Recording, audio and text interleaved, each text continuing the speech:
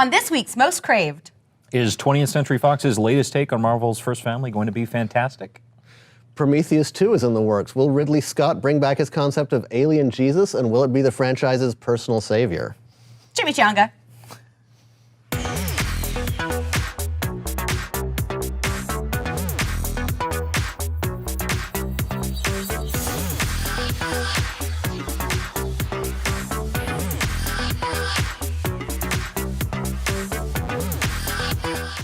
Hey guys, welcome to Most Craved. I'm Jenna Busch with Legion of Leia. I'm Silas Lesnick with ComingSoon.net. I'm Luke Y. Thompson from ToplessRobot.com. And welcome. Thanks for joining us on the show. Absolutely, glad to be here. He's filling in for William Bibbiani, who's actually seeing Fantastic Four right now. Yeah, it's a rule. You have to have substitutes that are less good looking than William Bibbiani, so that's why I'm here. Fantastic Four, I haven't seen it yet. Not a lot of people have seen it. It's been very, very quiet. They're not doing a lot of screenings. It's actually press screening right as we're recording this. Yep, and one the same evening, and the reviews have not been stellar. They've been fairly tepid. It doesn't sound like it's an awful movie, but it doesn't sound like it's anything that special. And what I'm curious about is why everyone, including myself, assumed that this would be the case. Is it the reshoots? Because every film has reshoots. Well, this is a case where we're still not sure exactly what happened. Josh Trank was brought on board this picture, and in the intervening time, there have been a lot of reports of things going wrong. He was removed, or he dropped out of Star Wars, which he was supposed to do right after. It's a suspicious movie. The actors at the junket this last weekend hadn't seen the film yet, and were doing interviews just based on having made it. And they're doing preemptive damage control. They're saying, well, movies like this don't get good reviews. Yeah, they do, though, superhero movies. But what is it about the Fantastic Four that people keep messing up? And I haven't seen it yet, so I don't know. I'm just going by what I read. They don't do it right the first time. My argument has been that if they just did one Fantastic Four movie the classic way, then they could try different ones. Like, Dark Knight is a Batman movie that does everything I wanted a Batman movie to do, so now I don't care so much that Ben Affleck's Batman. Let Ben Affleck do what he wants, because my take on Batman has been done. Our take on Fantastic Four has never really been done properly, and that's what I think the problem is. I think these and I could totally be wrong here, but I think maybe these are characters that work better in a comic book. And a 60s comic book. Yeah, or an animated series. Well, honestly, I have been rereading, sort of getting excited, the old Fantastic Four comics, and it's so creative, and honestly, I think the best director for Fantastic Four would be something like Wes Anderson. Yeah. As far as like jumpsuits and the diagram of the Baxter Building and where everything is. That's the kind of approach I want. Peyton Reed, who directed Ant-Man, was supposed to do Fantastic Four once upon a time, and his pitch was it should be exactly like A Hard Day's Night, and it should be set in the 60s of this celebrity team. That's really cool. And the Chris Columbus script was actually pretty good, too. It had the classic Doctor Doom that everybody likes. They keep screwing up Doctor Doom for whatever reason, when he should be the easiest villain to do, since he's like the classic Marvel one. But now, do you think that this is going to affect the box office? Because that's weirdly, we've reviewed some movies that were maybe not so good that did really, really well at the box office. I think, unfortunately, yeah. I think that there's so many movies out there. I think a lot of people still haven't seen Ant-Man. And when you hear there's a bunch of superhero movies, the average person, the diehard fans are going to see it. Even if reviews continue to be bad, I'm going to pay to see it just because I am sort of a Marvel zombie like that. But Marvel Zombie is the movie that should be made next. Someone make that. One of the things I actually found out was in the comics, there was a Fantastic Four movie in the 9th issue that was actually produced by Namor. It was a trick to capture the Fantastic Four, but it ended up coming out apparently to some acclaim in the Marvel universe. I'll tell you a factor I think will affect the box office. I go into toy stores a lot because I cover toys quite a bit. There is no awareness in a toy store that a Fantastic Four movie is coming out. There's nothing in there. Like, part of that is that Hasbro doesn't have any kind of relationship with Fox over Marvel, so they don't see the early designs. They don't do movie toys based on the Fox movies.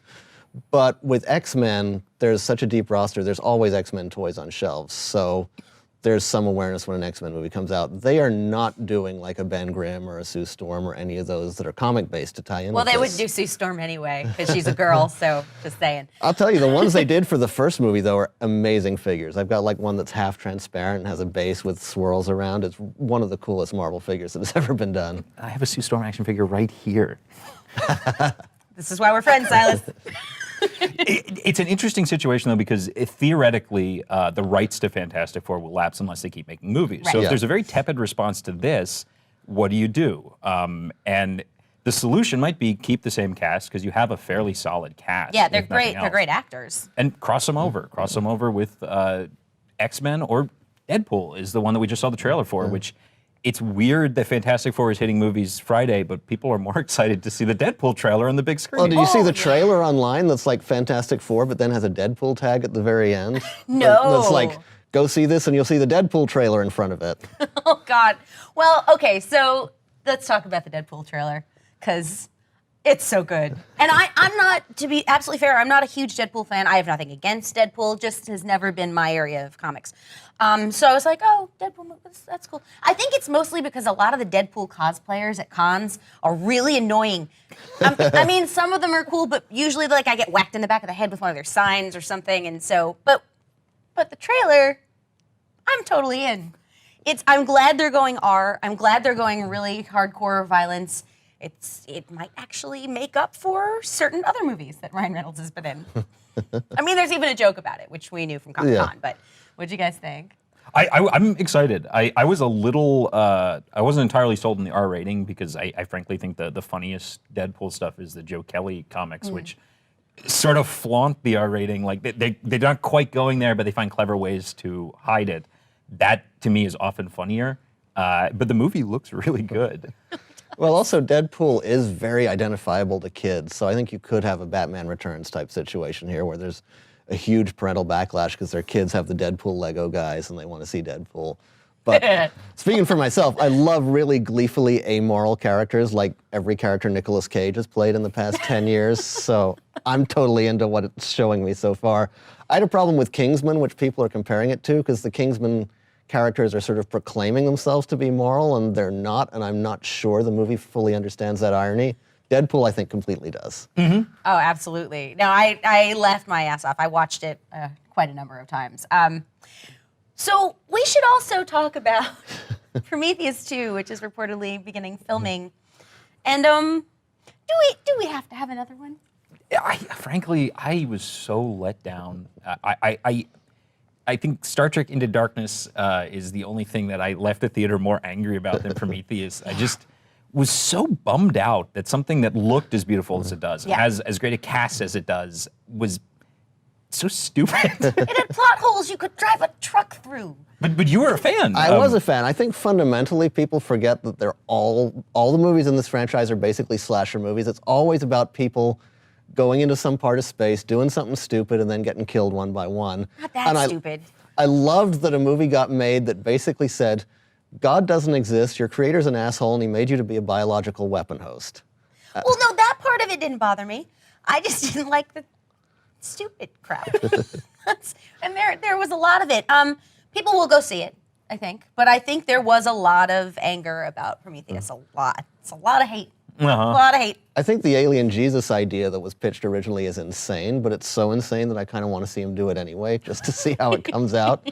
And as I was saying earlier, I think he should definitely get Mohammed so-and-so from such and such to star in this. Oh, God. Oh, look that up. Just, oh. I'm sure it'll do well, but like I've gotten to the point where I keep seeing crappy movies do really, really well. So I'm, if it's shiny and bright and things flash and explode, then it will do well. And the 3D is really, really good. If it's good, like the first Prometheus, that was really beautiful to me. It was shiny. It was shiny. Yeah, I thought it was a gorgeous looking movie. I just, Yes. it annoyed me. I have the angers. All right, well, thank you guys for joining us. Thank you for filling in for Thank Bibbs. you very much. And follow us on Twitter @MostCraved, and we will see you next week.